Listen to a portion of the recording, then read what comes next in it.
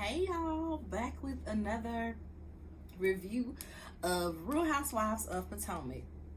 And this review is going to be 2 episodes because, like I said, it just don't be given enough to find time to review this show every week. It really don't. So season 8, episode 6, Tequila Tears, Texas. So this episode started back with them sitting around the pool where Wendy and Nneka are going at it again.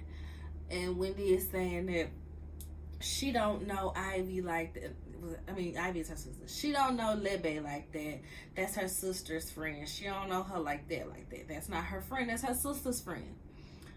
Nneka says, so why were you announcing her at your sipping seat? And Wendy can't even answer, huh? No. What? Girl? No. And that's what makes Wendy seem like a liar. Or seem like she's disingenuous more times than she's not. Because she can't never directly answer a question. All that, what? Huh? No. And production flashed back to some unseen footage where she did acknowledge Lebe and said that, she was just this upstanding Nigerian woman and, basically, somebody for her daughter to look up to. She takes it back to, yeah, she was given a Gile, but so was Giselle. So what does that tell you? Yeah, but you didn't sit up and give a speech about Giselle. So Wendy asks her, well, were you there or were you still in LA smoking crack? Wendy. And then she starts laughing like she really, like it was a zinger. It wasn't, girl. You sound crazy. Like, nobody believes Nneka was smoking crack. Like, you would have been better off saying popping Xanax or something. One of them soccer mom type deals. But smoking crack,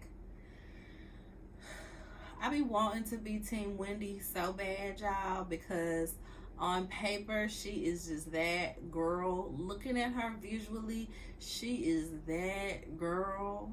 But moments like this, it just be like, you embarrassing the people. You embarrassing us, Wendy. Stop it. Just stop it. Stop it. So she's just like, whatever. I want to have fun. I want to dance with my friends, y'all. Come on, let's get up. Let's dance. They get up, they go over by the DJ by the pool, they have a little fun, and Candace goes over to check on Nneka and asks her, but are you okay? I want to make sure you're okay. A lot just went on. Wendy taps Candace and says, okay, but leave me out of it. Don't ask her about me. Like, don't do that. So next they get dressed and they go to dinner. Karen was like, well, I don't really feel like chewing, so I'll just nosh on whatever you guys are eating. Which makes no sense because you still gotta chew. Like, just because you ain't ordering your own food don't mean you're not chewing. So they said, so you're just gonna swallow it? And that's how they get on the conversation about swallowing, y'all.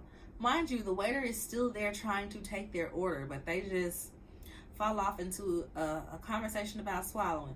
Well, who all swallows? Robin proudly raises her hand, y'all. Which should be an embarrassment. Like, you over there swallowing, but your man out here with Coach Bree every time he get out here paying hotel bills for Canadian chicks.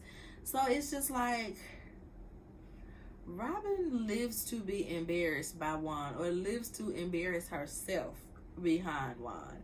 And it's really truly a strange obsession. I cannot get with it in any shape, way, form.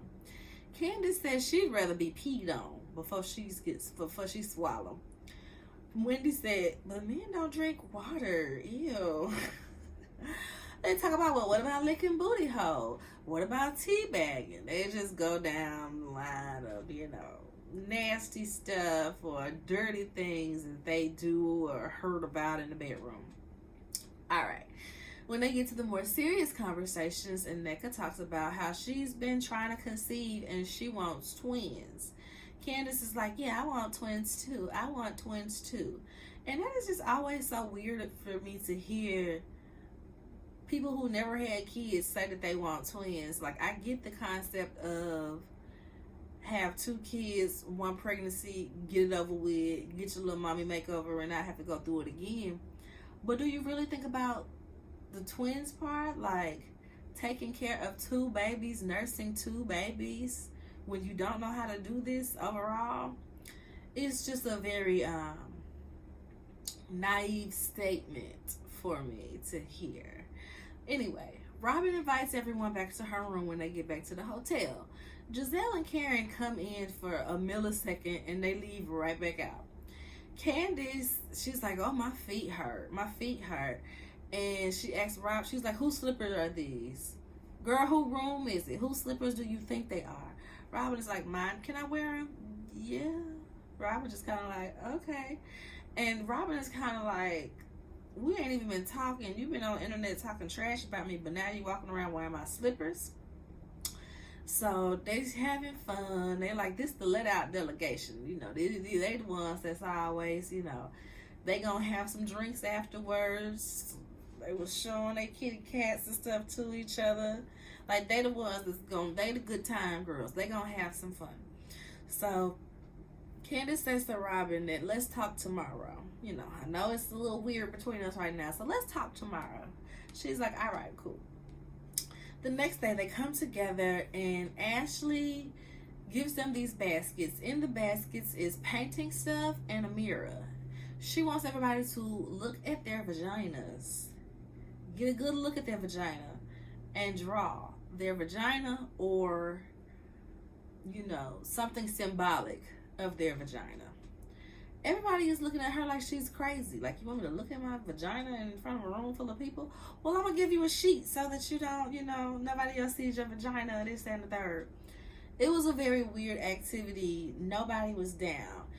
And she was like, I don't understand the problem. Y'all done seen each other's before, so draw each other if that's the thing. And like I said, they flash back to where I can't remember who Mia was talking to, but she was talking about how Wendy flashed her, and she was like, I mean, I looked. And what they don't show, but I can remember very vividly, where Wendy was saying that Mia said that she want to eat her, and everybody was just flashing. They was out having fun, drinking late, and just flashing. I think it was Mia, Wendy, Candace, and Ashley. I think that's who it was. So, yeah, Ashley cracked me up with that one, but I'm still like, girl, ain't nobody finna sit here and draw their vaginas. Like, So instead of that, Karen confronts Robin. And like I said, I don't have a problem with this because Robin said last season, I was waiting on Karen to bring it up. She the one that got the information. I was waiting on her to bring it up. Well, Karen said, well, since you was waiting on me, baby, I'm going to bring it up. Every time the room goes silent, I'm going to bring up you and Juan. Karen tells her that, Robin, you divide the group because you only talk to half of the group about what you're going through and your issues. She says that she talks to the people that ask about her. She talks to the people who genuinely inquire how she's doing.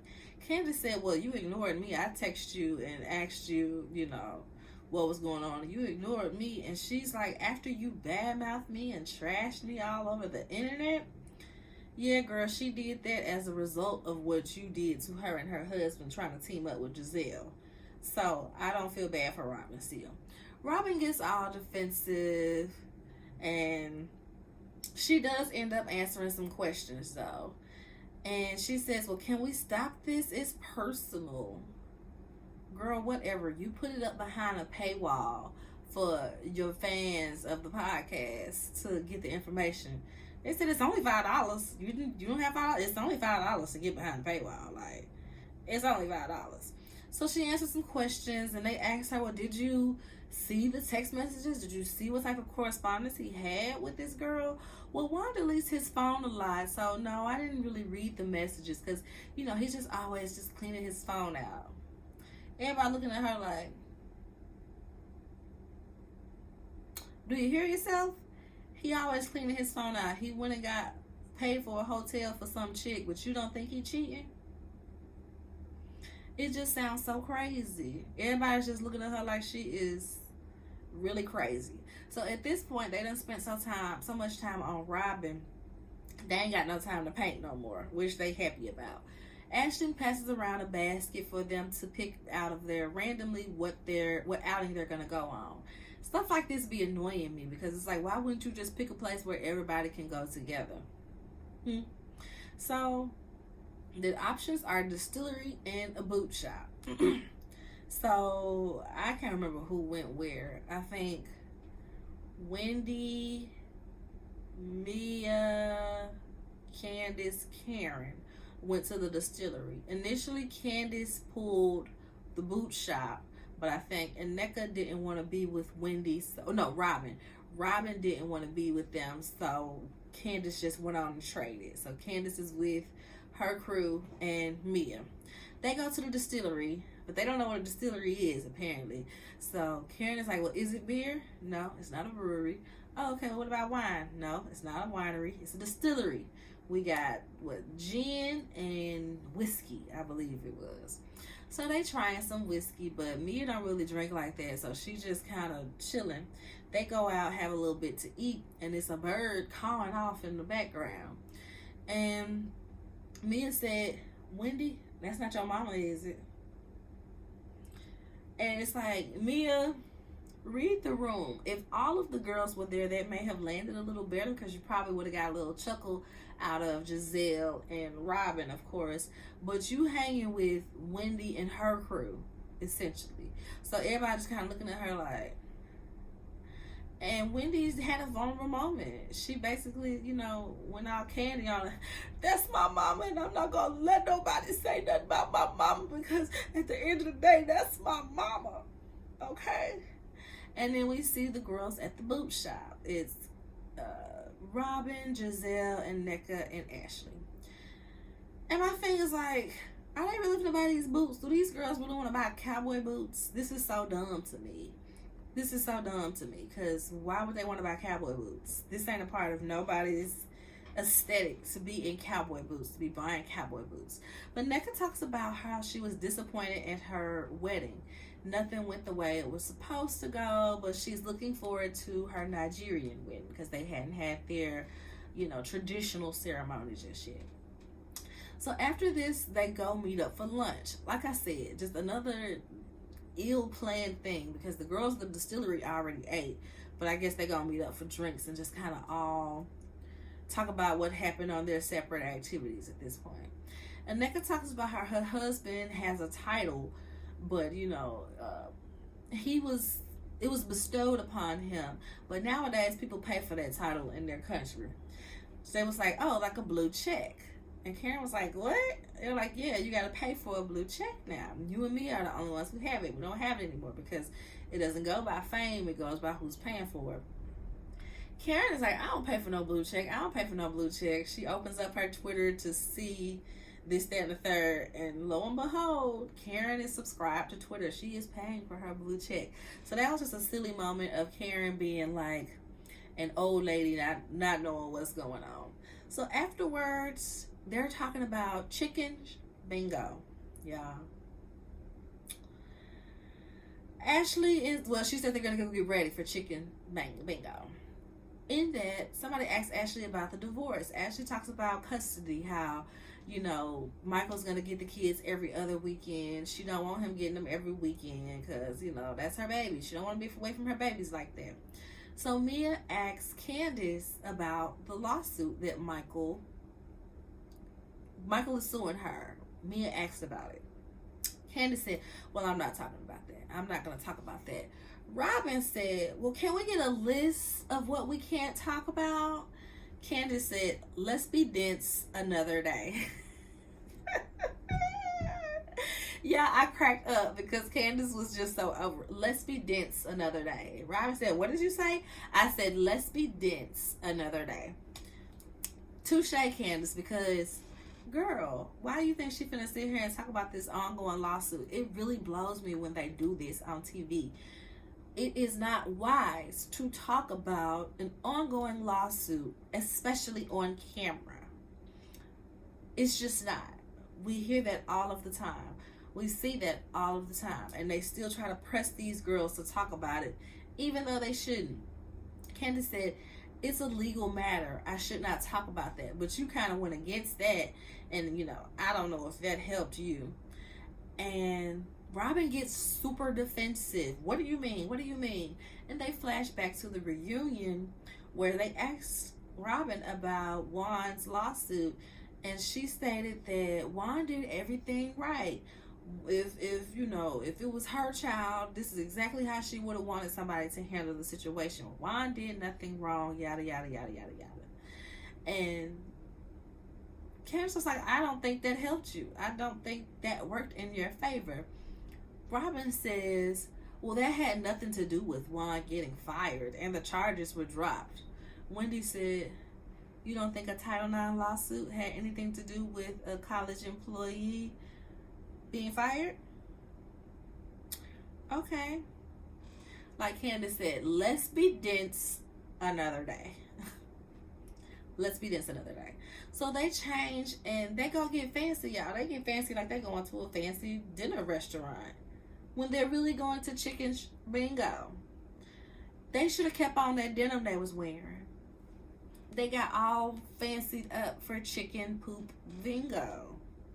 So the next episode 7 comes in, and it's still in that same place. Candace telling Robin that, her speaking on the lawsuit may have had bearings on Juan getting fired. This makes Robin cry, y'all. She gets extremely emotional. And I feel like she gets emotional like this because Juan probably told her the same thing. Juan probably told her, you shouldn't have commented on that. That's not your business to comment on. It don't matter to them what's going on with me and my job. I feel like as much as Juan fusses at Robin, he definitely fussed at her about that. So like I said, they get the chicken poop bingo and they are all dressed up and they all squeeze into this little booth, y'all. And it is literally a chicken in a cage.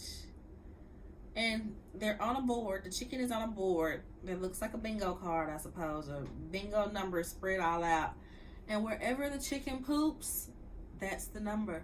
The chicken decides the number. Hence, chicken poop bingo. Y'all, I am so disgusted by this. Everybody, the resounding comment on Twitter for this episode was, this is so low budget. Ashley can't plan no more trips. What is this? Why would they do this on Karen's birthday?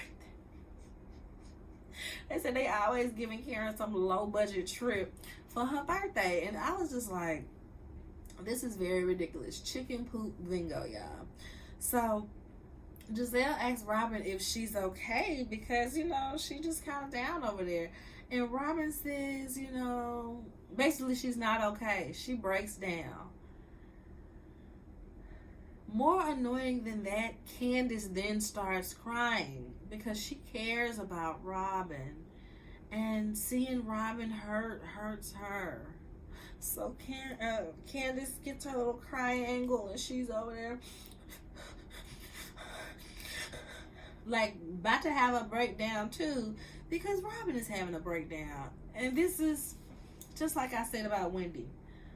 This is the moments where it is hard to be Team Candace, okay? I be with you a lot of the time, Candace, but you over here boo-hooing because you feel bad for Robin, who don't be feeling bad for you when stuff happened to you.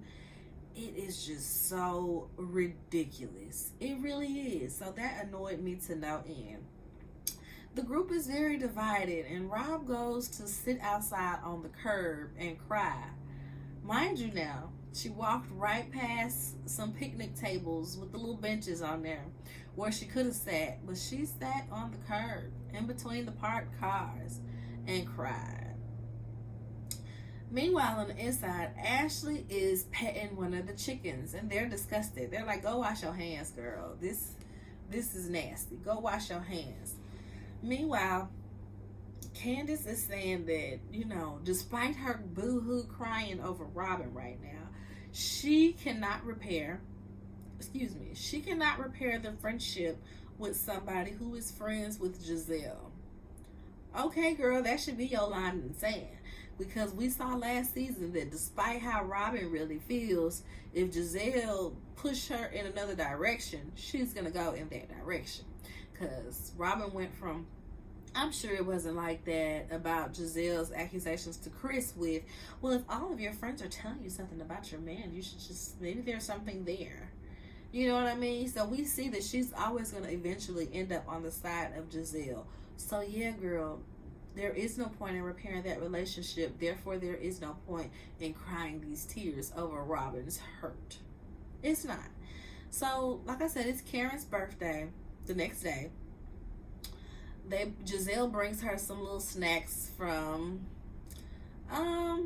like some little gifts from the hotel, little shop, like a little bottle of champagne, some candies, her favorite little stuff. It was cute. She was like, girl, it's from downstairs.